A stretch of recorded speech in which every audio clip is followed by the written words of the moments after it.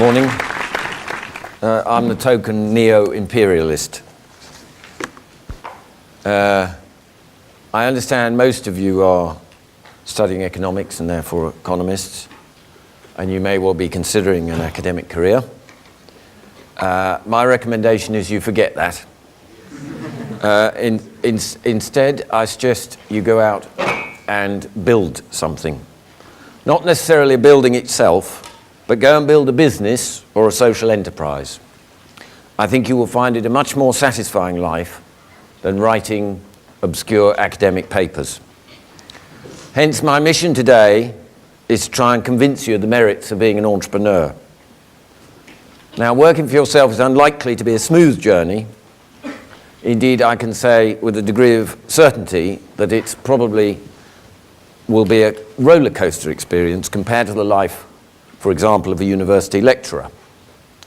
But there will be the highs as well as the lows. So, as far as the agony and the ecstasy of entrepreneurship goes, here's my view.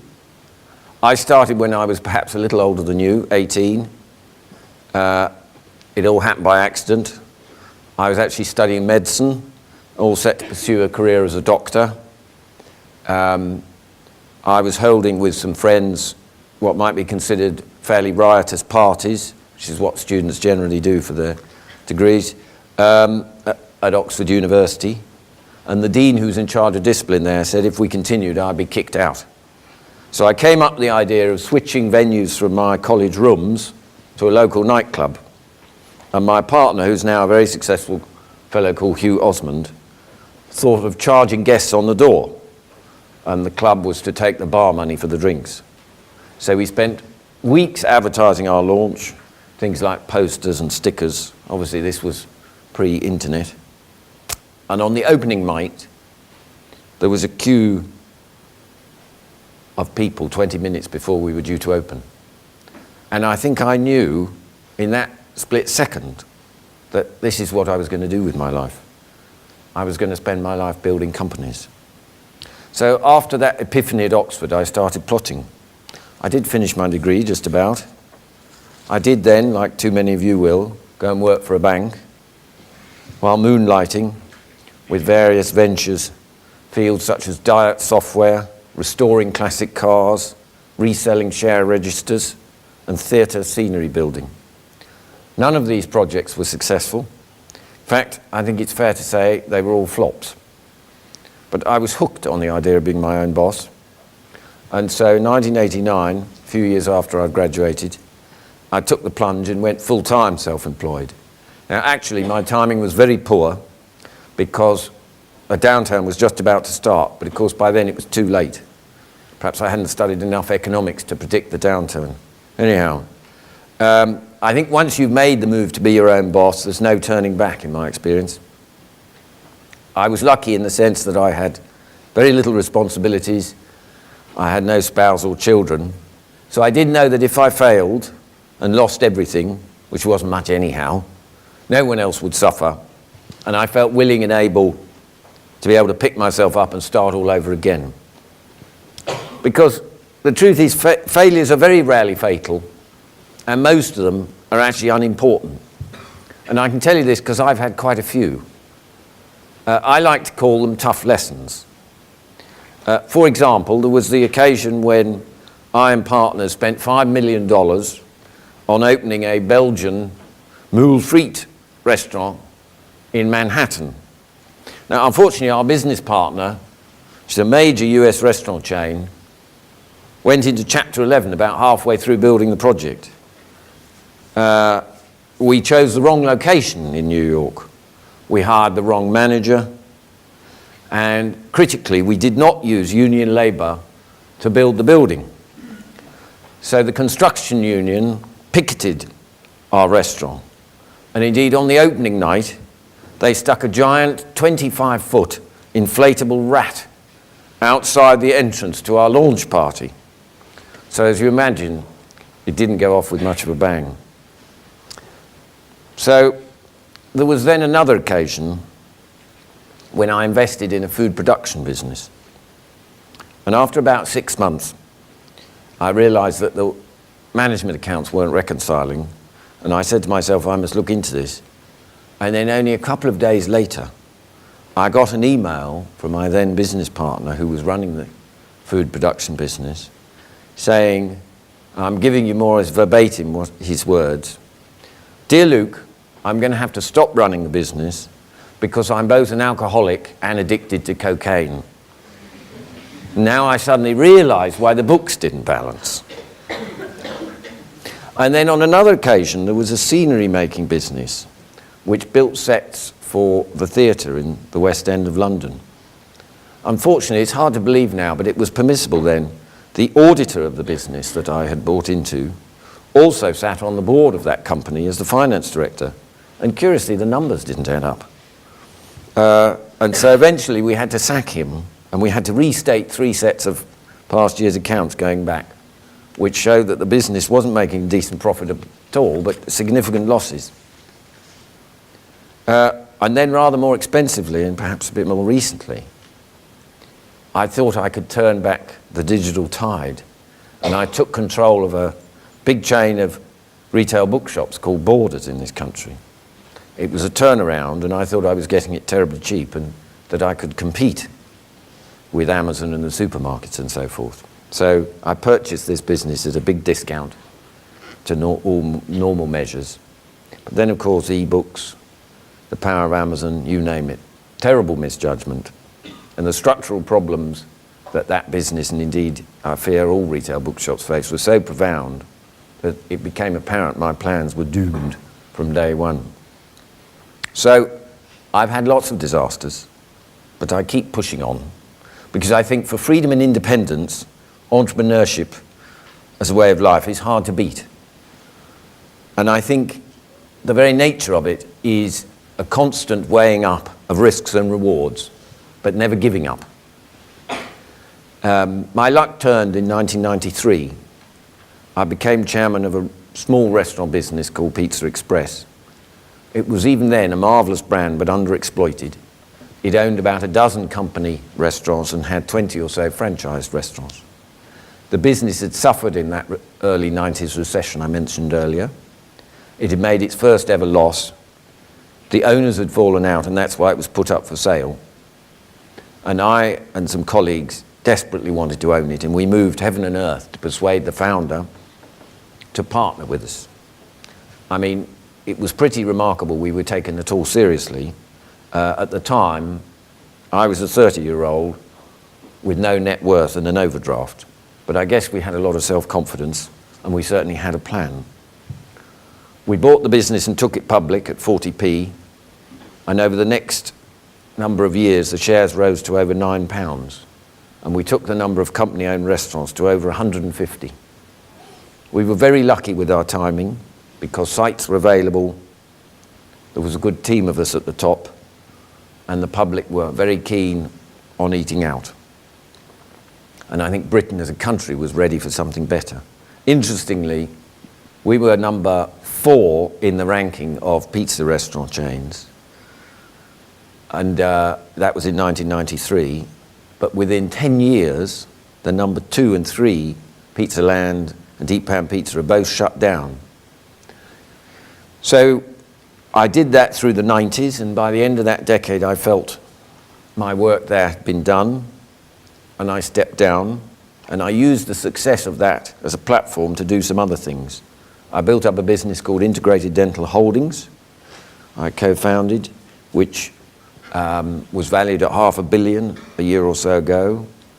I became one of the principal owners of the UK's leading floor and wall tiling business, Top Tiles, which we also took public and has about 350 shops. I created from scratch another pizza business called Strada. It's a follow-on to Pizza Express. That now has 75 branches. And about 9 years ago, I got involved with a 6-strong chain called Giraffe of restaurants, and I helped grow that to 50, and we sold that earlier this year to Tesco for about £50 million. And then 7 years ago, I invested in a very long-established patisserie business called Patisserie Valerie, which has been going since 1926. and at the time had 6 branches. And as of this week, when we opened in Exeter, if it hasn't been washed away, we have over 120 branches. And we're opening a branch roughly every 2 weeks. Now, all these different adventures, the good ones and the bad ones, have all only been possible through entrepreneurship. And I think it's confirmed in life my view that you should be ambitious and reach for the stars. It isn't a form of madness. If you have energy and ambition, take the plunge in life. Do not live a life of regrets, even if the odds don't seem perfect. As Lawrence of Arabia once said, all men dream but unequally. Those that dream at night in the dusty recesses of their minds awake the next day to find that their dreams were mere vanity. But those who dream during the day with their eyes wide open are dangerous men. They act out their dreams to make them reality. One of my disappointments with the economics profession is that they pay far too little attention to entrepreneurs. Most economics textbooks hardly even mention them. Yet they are the prime movers who start almost every company and create the vast majority of innovations in industry. Because I write a weekly column in the Financial Times on this very subject and have done for many years, I give it a lot of thought. And so it's been the genesis of what I call my 15 or so entrepreneur maxims. So here goes. Maxim number 1. I think the most important motivating force for entrepreneurs is the desire for autonomy, not money. First and foremost, they want independence and freedom. They want to be free of things like bureaucracy and office politics, which tends to plague larger organizations. Of course, they want to be rich, but above all, they want to control their own destiny, and they want the credit for their efforts. Maxim number 2, a sense of optimism is an absolute precursor to being an entrepreneur.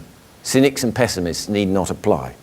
You have to believe in the possibility, as Churchill said, of the sunlit uplands to take the plunge and start a business. Risk takers as a breed desire gain more than they fear loss, and they're willing to sacrifice a life of security for the excitement and satisfaction of victory if their initiatives succeed.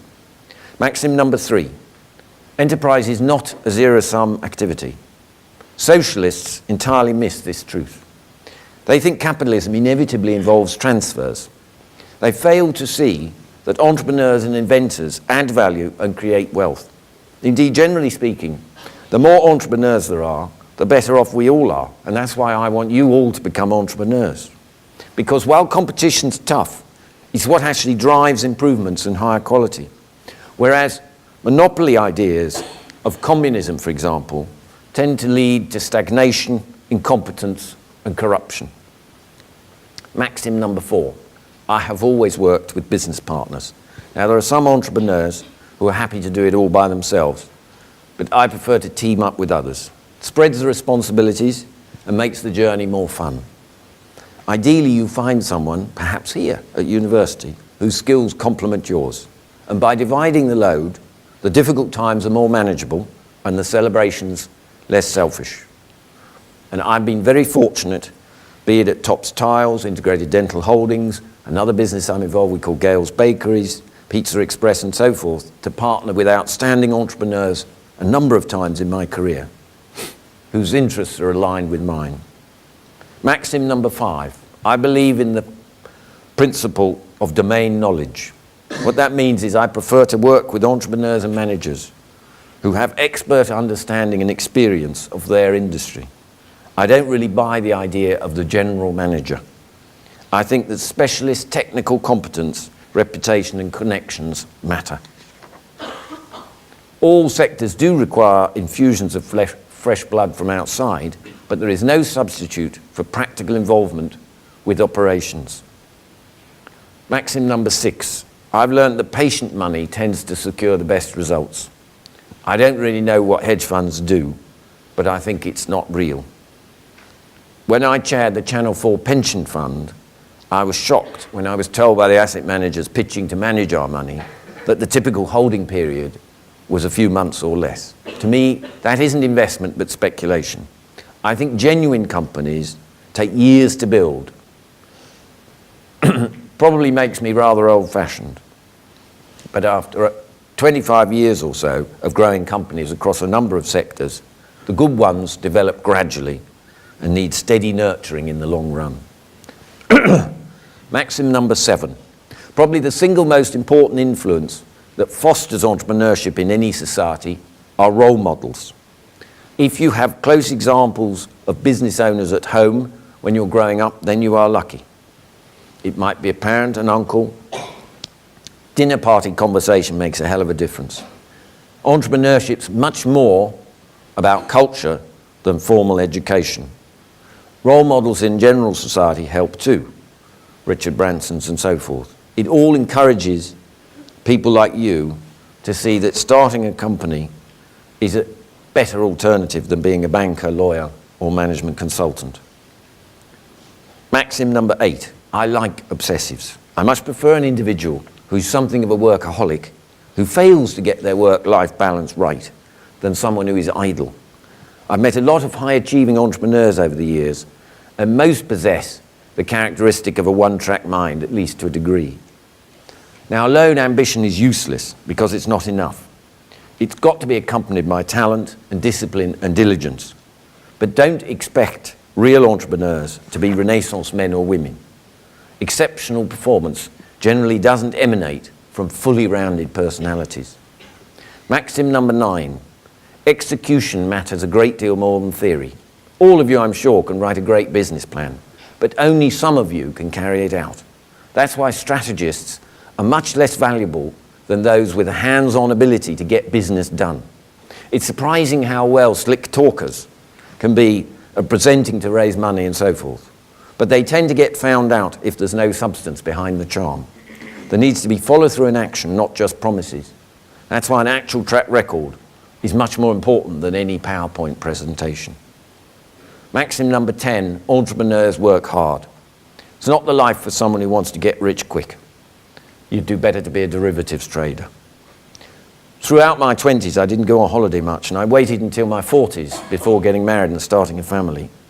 So I forfeited some fun. I even spend Sundays giving talks sometimes. I've got no time for young would-be entrepreneurs who are not prepared to put in the hours and are more interested day one in the material rewards than the actual graft of making a business fly. Maxim number 11. All my returns in investing have come from the big winners. As I've said before, I've had plenty of flops and made lots of mistakes, but they're not significant in the grand scheme of things. The essential fact to remember in equity investing, you can only use your stake, but your upside can be unlimited. And if you have a spectacular hit, you might even make 100 or more times multiple of your original stake if the business does fabulously. Maxim number 12. The most impressive firms I've worked with have adopted a philosophy of Kaizen, even if they don't know what the word means. My interpretation of this management method is a policy of endless small improvements, many of them initiated from the bottom up. This means lots of small details adding up over time to a better business, combined with an attitude to incremental change. Because organizations that fail to evolve tend to die. Maxim number 13. Human nature tends to shine the spotlight on one man or woman at the top of a business, be it Steve Jobs or Mark Zuckerberg. But actually, most of the finest firms are constructed by teams, not single people. When we did well at Pizza Express, taking it from 12 to 150 in the 90s, we adopted a collegiate approach from the senior staff. There were 8 of us, all having shareholdings, all different roles. I think this cult of a genius boss is very unhealthy. I think it's inaccurate, and it creates a more divided system. It leads to excesses, like employee chief executives of major corporations which they didn't found being paid 200 or even 500 times as much as the average employee. I think that's bad for capitalism, and actually it fails to deliver for shareholders. Maxim number 14, philanthropy and volunteering must be part of the mix. For the last 10 years or so, I've devoted roughly a day a week to good causes, be they things like a theatre charity I chair, Stage 1, organisations like the RSA, Channel 4 Television, or the Institute of Cancer Research, which I chair, because I think giving time and money to non-profits broadens the mind and can actually complement the work of an entrepreneur. I think this sort of engagement is very healthy and worthwhile. Maxim number 15, entrepreneurs matter. They create the majority of the new private sector jobs. All the surveys show that the most important element all around the world for a stable society that people want more than anything are good jobs. Entrepreneurs also punch above their weight in terms of innovation and tax generation. And that's why last year I launched a new think tank here called the Centre for Entrepreneurs, which researches entrepreneurship and tries to educate politicians, the media and citizens about the importance of entrepreneurs to our economy, culture and standard of living. So to sum up, never let temporarily difficult conditions blind you to the wonderful opportunities that always await those willing to try. Constantly remember, most of us are more disappointed by the things we didn't do in life than by the things we did. Teddy Roosevelt, my favorite American president, said in a speech in Paris 103 years ago, "It is not the critic who counts, not the man who points out how the strong man stumbles or where the doer of deeds could have done them better. That credit belongs to the man who is actually in the arena, whose face is marred by dust and sweat and blood, who strives valiantly, who errs, who comes short again and again, because there is no effort without error or shortcoming, but who actually strives to do the deeds, who knows great enthusiasms, the great devotions, who spends himself in a worthy cause, who at the best knows in the end the triumph of high achievement, and who at the worst, if he fails, at least fails while daring greatly, so that his place shall never be with those cold and timid souls who know neither victory nor defeat." I believe success is about being vitally engaged in something worthwhile, making a difference for the better, and enjoying life while you're at it. Those whom I most admire achieve lasting success by remembering to volunteer, remember philanthropy, remember to create things, build things, remember decency and balance, and remember to remain captains of their souls. Thank you for listening, and good luck in your careers.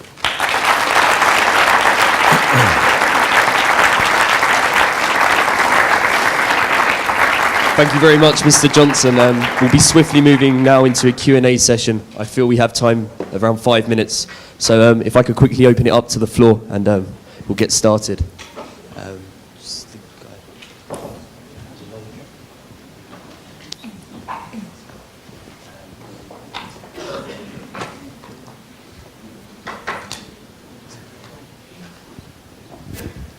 Thank you for your talk. I would like to ask, what is the biggest lesson you have ever learned in your life? Well, I just gave you 15. Yeah, but what is the most... The biggest lesson is work for yourself. That's it. Thank you.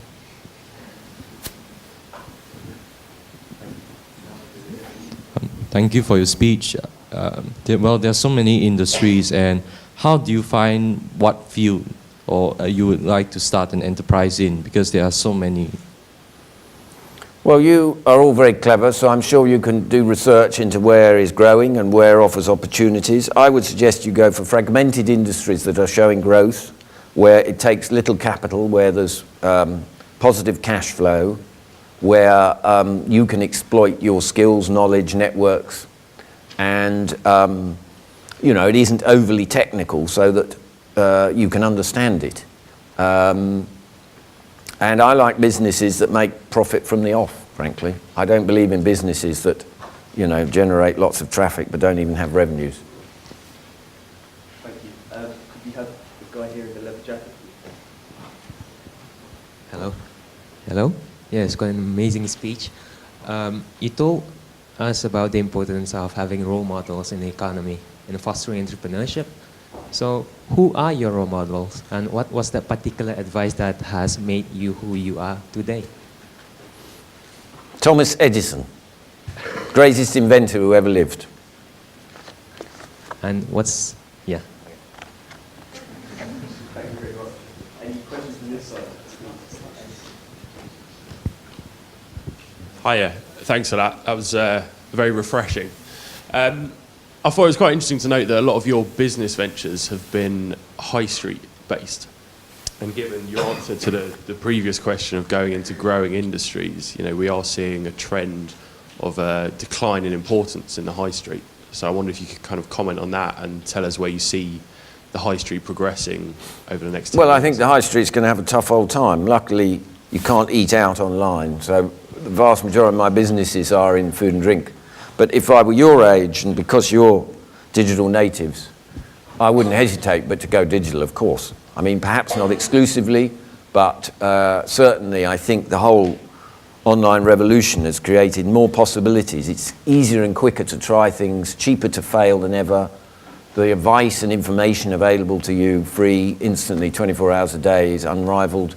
I can honestly say that the opportunities for you now are so much better and greater than they ever were for me 30 years ago. This will be the most entrepreneurial generation in history, and you should be part of it. Because I tell you the other thing, there's no jobs for life. There's no final salary pension schemes anymore. You're all going to live to want to work 2 or 3 careers anyhow. So get stuck in. No excuses. Yes, gentleman there. Thank you very much for your inspiring speech. So my question will be about discipline. What do you think are your 3 habits that contributed most for your success? Thank you. Hard work. That's it. It always overcomes brains in the end. Always. The world's full of brilliant but idle people who get nowhere. Put in the hours. Hello. Thank you for the talk. And you say that it's a great time for us to become entrepreneurs, right? And the main fear I think everyone here has about becoming an entrepreneur is that you could lose everything. And you said you failed a lot of times. How did you motivate yourself to get on your feet and go and do it? Well, it's difficult, isn't it? It requires willpower and resilience and grit. I didn't say it was easy, but it depends what you want out of life. You know, this isn't a rehearsal. And do you want to wake up when you're my age thinking, I could have, I should have? Or do you want to give it a go? Because actually, you know, I've met a lot of entrepreneurs who aren't rich or especially successful, but things like freedom, things like the satisfaction of doing your own thing are hard to beat, in my opinion. I mean, look, I'm biased. Mind you, all the other speakers, to a large degree, are all part of big bureaucracies and work for the government, so it's only fair that the private sector has a bit of a, you know. Yes, next. Yes, I feel this will be the last question, so perhaps the lady there, please. Hi, thanks for your speech. So would you recommend a university degree, or would you recommend... Well, you're doing one now, so you might as well finish it. But I wouldn't, I mean, look, I think if you've got a good idea and you've got the energy, don't dick around with an MBA and all that lark. Go for it. Time is of the essence. Seize the day. Thank you very much. Excellent, thank you.